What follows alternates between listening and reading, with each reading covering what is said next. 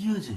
আরে ওরা তো আমাদের তিনজনকেই নেমন্তন্ন করেছিল, তুমি তো ছিলে না বাড়িতে, সেই জন্য আমি আর ভাই গেছিলাম। বিশাল আয়োজন করেছিল জানো, খুব সুন্দর খাইয়েছে। আর তার মধ্যে একটা ঘটনা আছে, ওর ওই মেয়েটাকে পছন্দ হয়ে গেছে। কি বলছো? এরকম কাটা লাগা